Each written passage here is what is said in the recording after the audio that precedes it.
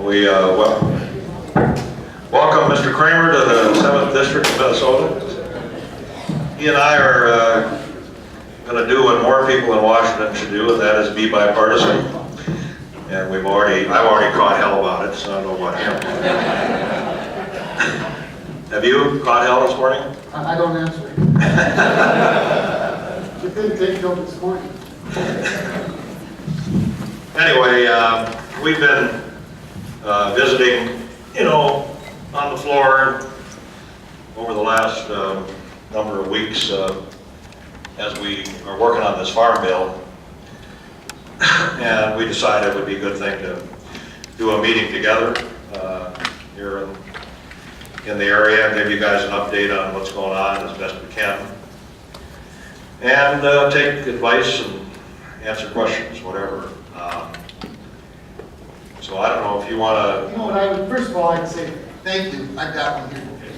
Thank you, Colin, for your hospitality and for allowing us to come over to the 7th District. And I want to say this to about Colin. And I've got, as I said, it gets held every now and then. I keep thinking I'm getting thrown out of the Republican Party for all the nice things I say about Colin on the radio. And so we might as well just do it together. Because when I watch the farm bill, as I've watched the farm bill being negotiated and passed, and I see the hard work of the Ag Committee, I look at it and I see not just the work in the committee, but as Colin said, we talk a lot on the floor. Well, part of the reason we talk a lot on the floor is that Chairman Frank Lucas and ranking member Colin Peterson sit together a lot on the floor, which tells me that they're always working together on things that matter. And I see that and I think that every committee in Congress could have a chairman and ranking member that care enough about the things that come before them to work together as opposed to work in embarrassment. And so for me, it's an honor to be able to be part of that. It gives me a sense of confidence, and I like to express that confidence to my constituents that this farm bill is special, and that not only because it's important to us, but it's really right now serving as an example of how Congress ought to work. It's unfortunate it hasn't for a while, but I have a sense of confidence going forward. So I appreciate the opportunity. I appreciate the North Dakotans that came over as well, and this is a grand opportunity, as Colin said, for us to hear from you during this kind of interesting. Senate is duking it out on the floor almost as we speak. Some amendments get beaten back, some of them getting passed.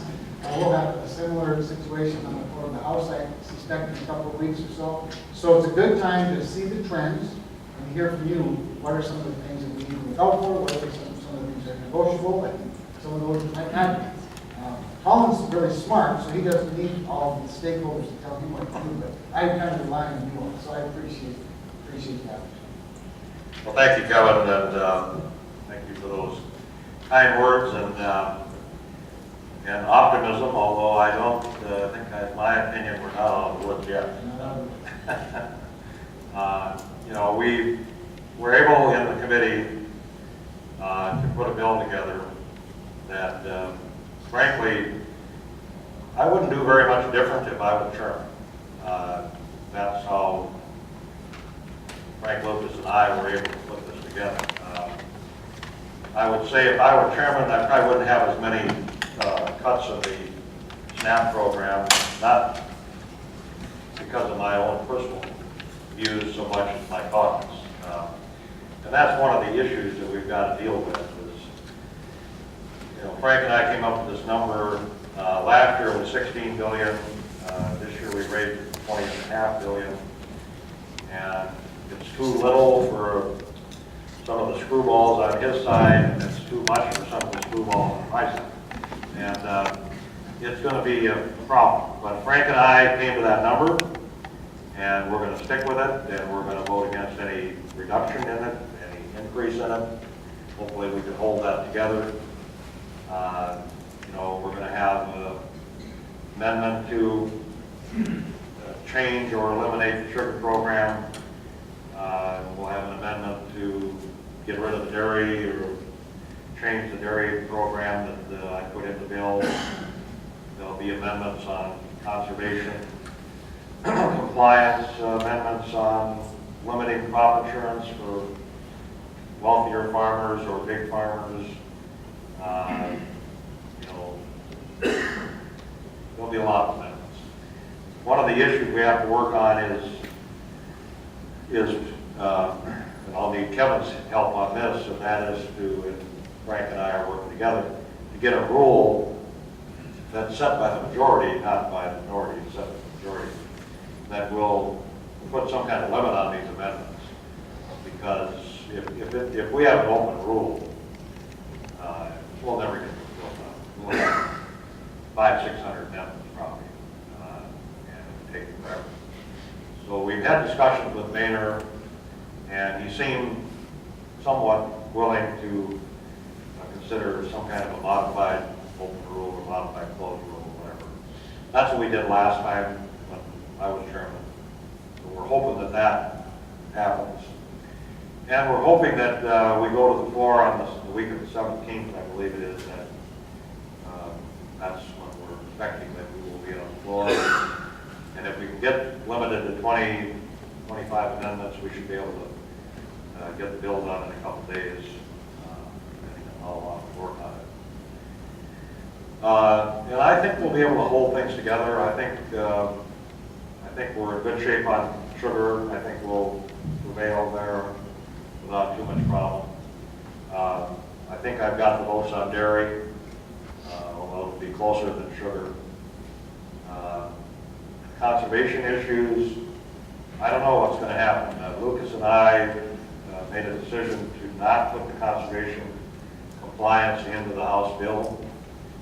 He is very much against that, and I'm not wild about it myself, so we're leaving it out of the House bill.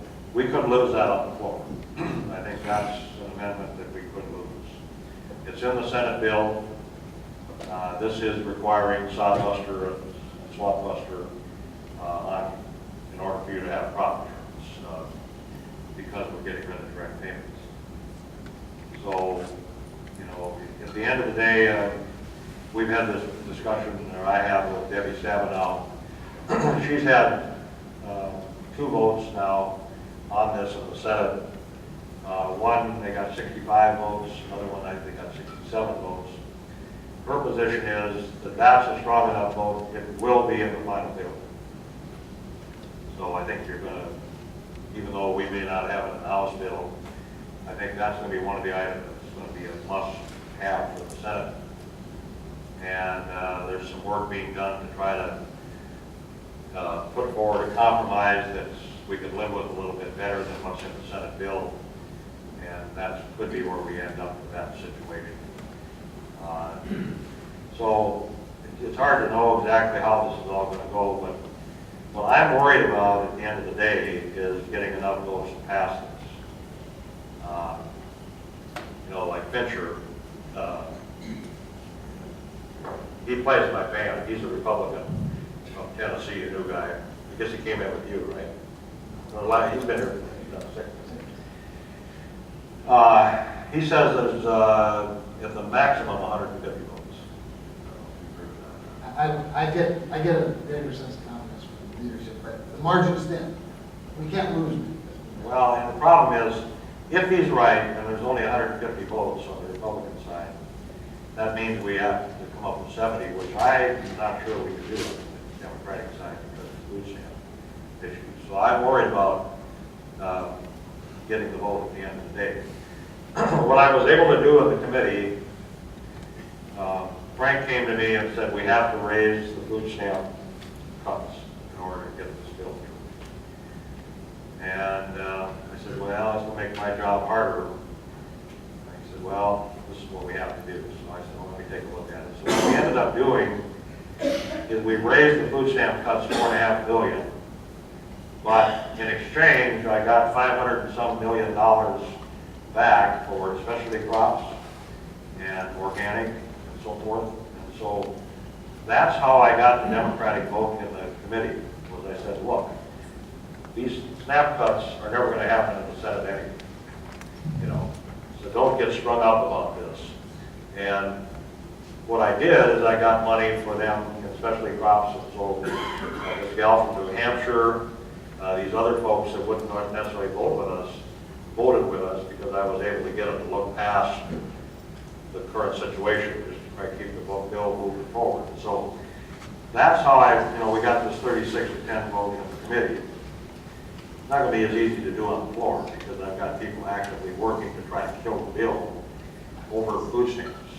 And their position is there shouldn't be any cuts in food stamps at all, 0, which is a ridiculous position, and that they should kill the bill.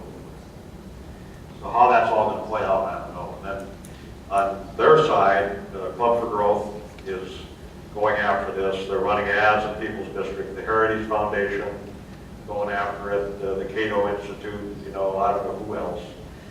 So a bunch of these right-wing groups are scoring this, which is going to make it more difficult on the Republican side, I would guess, right? Well, it would, although I'm always amazed that any member of Congress votes based on a threat from some other organization, some outside organization. But Colin tees it up quite nicely, and he's got a bunch of people who don't think there should be any cuts in the SNAP program. I have a bunch of people who think there should be no subsidy for anything, and somewhere in the middle, we hope that it's fast enough to add up to 218. I think that my task on my side has been and is, and I've worked very hard, is to help conservatives understand what the alternative is. The alternative is that we continue resolutions, we continue extensions, all of which cost more than the farm bill that was passed by the Ag Committee. A farm bill that, by the way, meets all of the criteria of the budget resolution that Paul Ryan passed with 100%. So I think a lot of it is the communication piece. That's where, this is where we work. This is how we work. One member at a time, one skeptic at a time. Just helping people understand in an honestly intellectual way that, again, you're not that perfect, being the enemy of good. And this is real progress. And if conservatives think about it and it's presented to them, they ought to see it as progress their way, right? So that's our job. Very well said, and the SNAP program continues whether we pass the farm bill or not. It's permanently authorized without any reductions of any kind whatsoever. So whatever comes out of this in the SNAP area will be better than the current situation.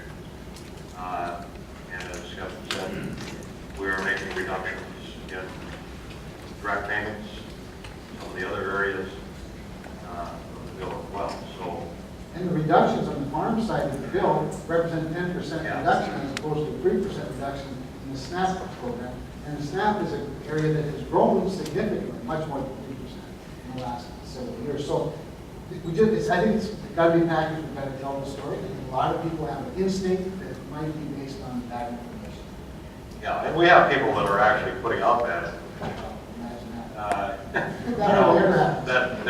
They're saying, I had somebody come up to me the other day and tell me that people were buying, cigarettes and liquor with SNAP money, which is not true. That is not happening. It maybe was happening before we got the debit cards, but you can't do that now without going to jail. So we've tightened up significantly, and we've brought the error rate down significantly in SNAP. But I think we need to explain what we're doing here. We are not cutting anything out of the SNAP benefits.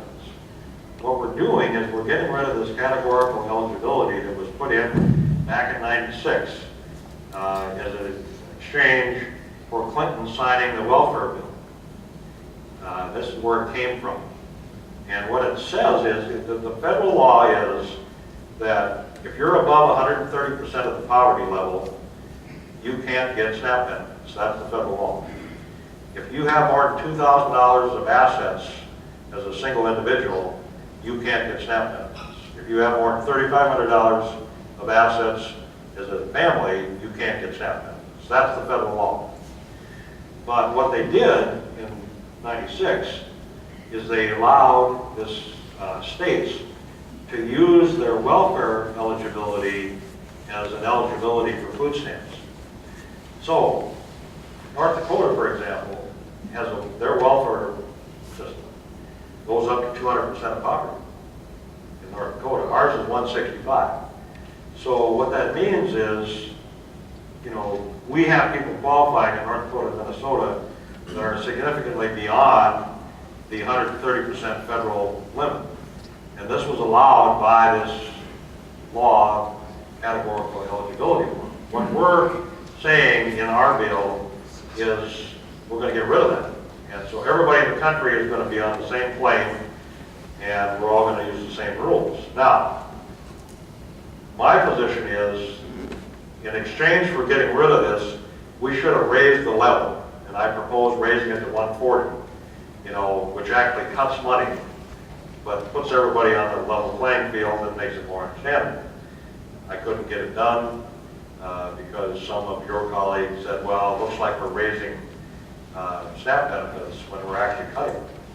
You know, but so what we're doing is getting rid of this special qualification that we put in '96, and we're also closing another loophole that was created with this LIHEAP deal, which was back in the '80s, which said that if you are on LIHEAP, which is the Low Income Heating Assistance Program, that you automatically qualify for food stamps. So the way this was administered, if the state paid you $1 under LIHEAP, then you got food stamps. Which might be several hundred. Yeah, yeah. So, you know, so what was going on, the states were basically paying people $1 for a year.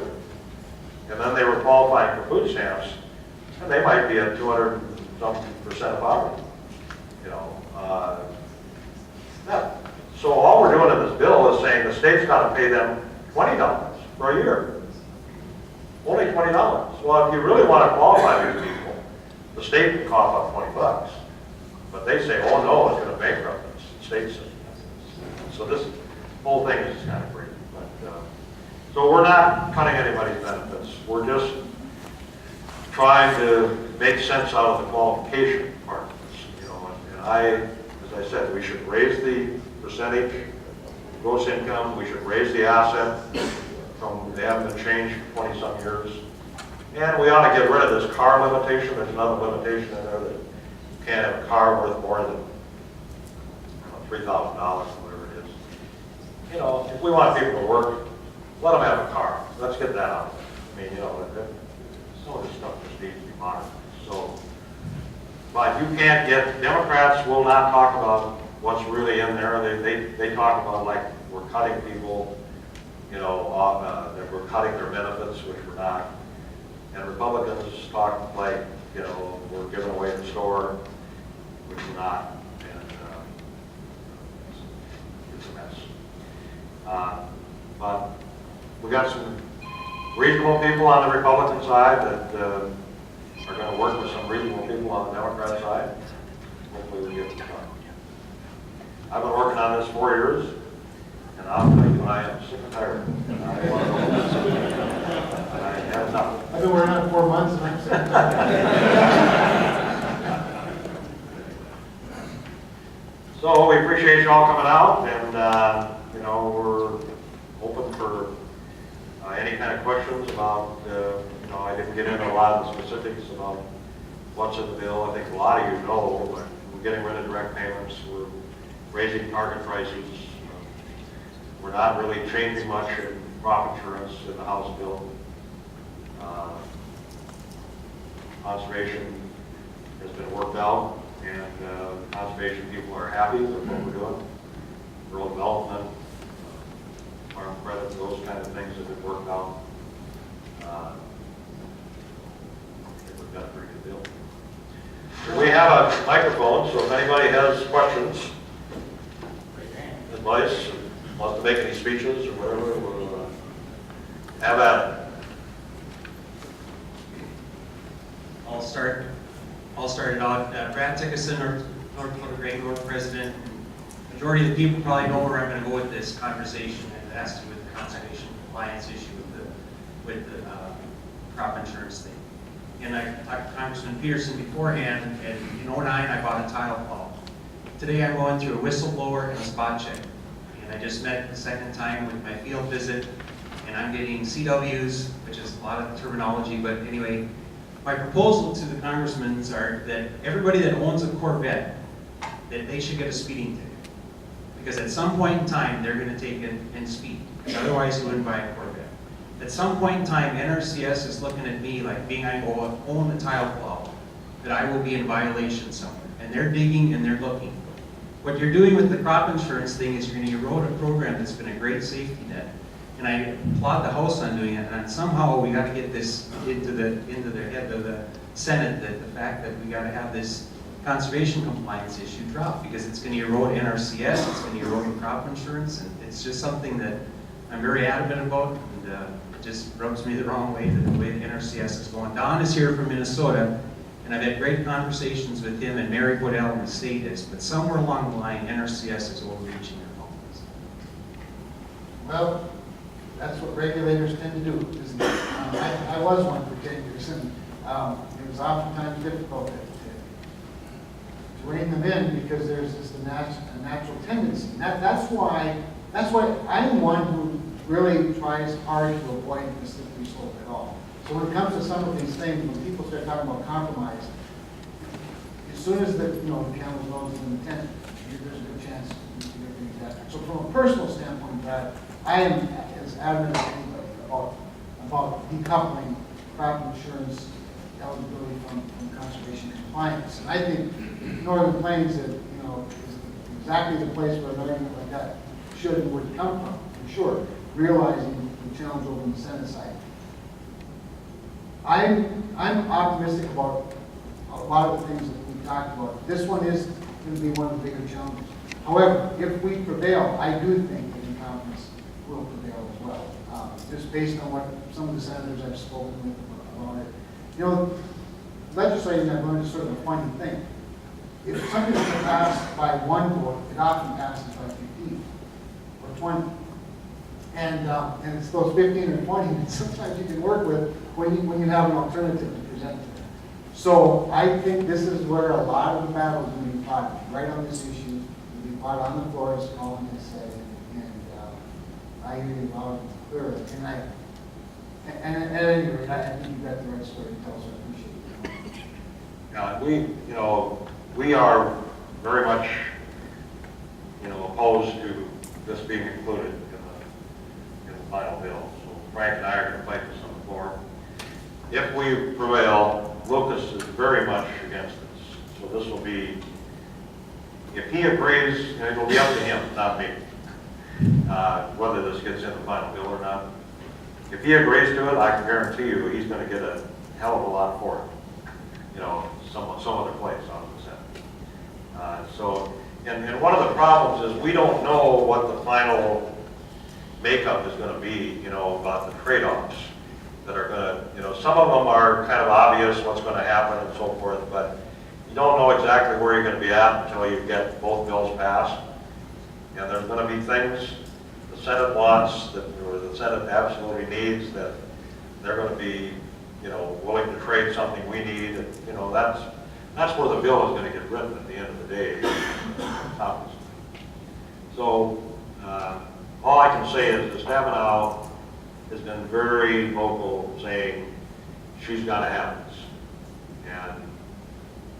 But she also wants crop insurance for her cherries, and whatever else. So we'll see what's most important.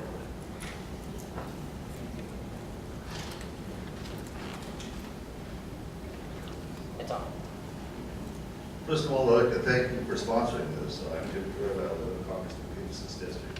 You talked about raising the target rate, target price on there. How do you intend to do this? Is there going to be some sell-offs? Are you going to have to do some more trading with those people? Or well, how much do you plan on raising it? Okay. Well, we've been back and forth on this, but Frank Lucas and I have been consistent from the start. We both believe in keeping the safety net in place and an adequate safety net. So we are for target prices that are on planted acres, not on base acres.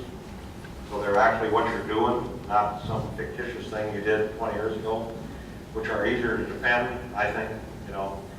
And they need to be adequate so that when these prices collapse, and they will, it's just a matter of when, we have some bottom under this that'll keep you in business until they come back. So at corn, we have a 370. Soybeans are 840. Wheat's 550. Barley got a pretty good deal there, 495. Wonder why that happened. But anyway, so we have, you know, they're not, you're not going to get rich at 370 corn, but you're not going to go broke. You know, now the Senate wants to lower those down to, I think they're talking 240 for corn, 250. Well, our position is we might as well not have target prices if that's what we're going to have. You know, it's not going to be worth anything. So this is an area we're not going to give in on. You know, Frank and I, we have to have these target prices in this bill, or there ain't going to be a bill. That's basically our position. And some of these ideologues in the Senate, you know, they're the same guys that gave us freedom to farm that are pushing this. And the same guys that vetoed my bill twice last time, Joe Hines, when he was secretary. You know, so they're off on an ideological deal being pushed by whoever, Barry Flinchbaum or whoever. But anyway, so we've got, you know, pretty good target prices. We have people opposing us, including the soybean guys and the corn guys, because they claim these target prices are too good and they're market distorting. They claim that you're going to change what you plant because of these target prices, which I do not believe, and I have not been able to find one farmer that will say that that's the case. So we're pretty locked in on this. I'm with you.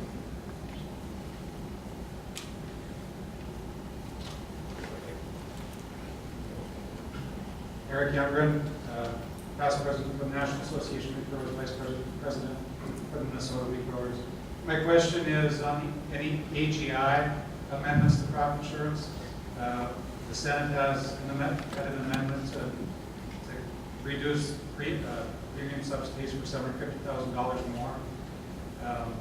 Like Brad said, whenever you do anything to weaken the crop insurance program, you weaken it for everybody. We need as many people as possible in this pool.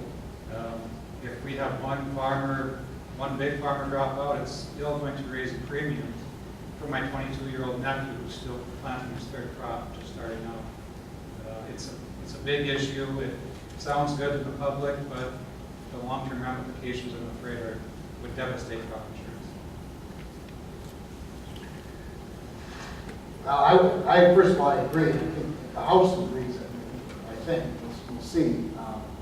But that's all. Everything else aside, I mean, that sort of what I would consider just the fundamental unfairness or sort of class warfare that is played so easily in the public arena with things like AGI or means testing as a condition. That's easy stuff to just sort of rhetorically identify.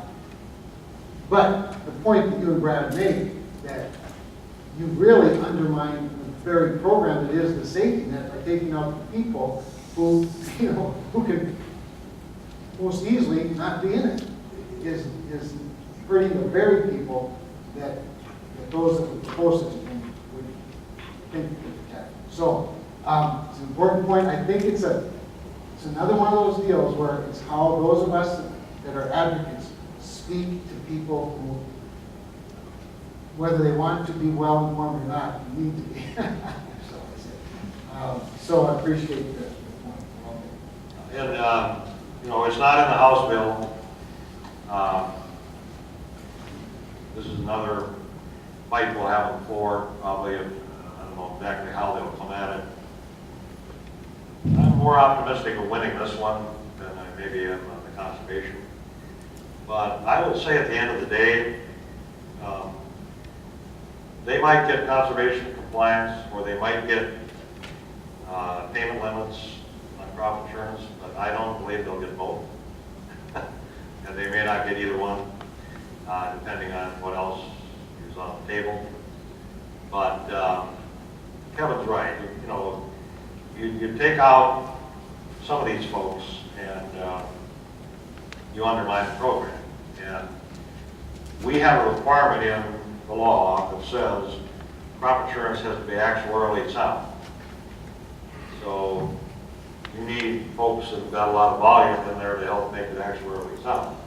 By the way, flood insurance, I should bring this up probably, but flood. See, here's the other thing I love about Colin. I always look diplomatic. That almost never happens.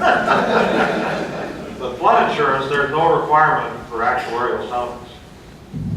And flood insurance is subsidized more than crop insurance. So you can expect to hear this from me on the floor, in spite of the fact some of my constituents might be impacted by this. But fair is fair. And I think eventually we will have actuarial soundness in flood insurance as well. But I don't want folks, you know, from New York City that got helped under Hurricane Sandy or whatever come complaining to me about crop insurance subsidies when their folks built houses right on the edge of the ocean, got wiped out, you know, some of them 3 or 4 times, and the government pays for it. Come complain about the farmers, you know, I mean, so. He's been practicing the floor speech. What I mean, you know, so, you know, this was a big issue with direct payments. It was interesting. I had a discussion with Senator Grassley the other day. You know, Iowa is the biggest crop insurance state in the country. The companies, you know, Rain and Hail is located there. They have way more agents than any other state. Those agents make way more money than anybody else in crop insurance. And this is interesting because Grassley has always pushed payment limits. But when you start pushing payment limits on crop insurance, you start hitting his people. Because what he was doing before only hit the Southerners. Well, the Southerners don't have crop insurance. They've never developed crop insurance for peanuts, or rice, or cotton. You know, so payment limits, this completely flips everything on its head. So now it's going to hit us, you know, or the conservation stuff. And the other thing people don't realize on conservation compliance is really, the only place that this really is a big problem is in Minnesota, North Dakota, South Dakota, and Iowa, you know, where we have the wetland area. The rest of these guys, it doesn't bother them very much. So it's not a big deal to them. You know, people need to keep all of this in perspective because they move ahead. Hi, Carolyn Zern from Minnesota, and I am a soybean growers over there. I just wanted to first 2 things. Thank you for the article that was in the forum on the tile drainage. That was wonderful, and we needed that right away. I hope that we have some more comments on that as well. The other thing is not all soybean growers feel the same way about No, I know. the I target price should have level. prefaced, Minnesota soybeans and Minnesota corn are with us on target prices. The national corn growers are not, and the national soybean folks. I guess where their problem is their coupling or decoupling issue, right, Bill? For whatever reason. But you know, our people here in Minnesota, I like to think that in North Dakota, I think we educated them, you know, so that they understand a little better what we're doing here. The national corn people have been a problem for a long time. And Minnesota and Texas has fought them big time. And continue, I guess.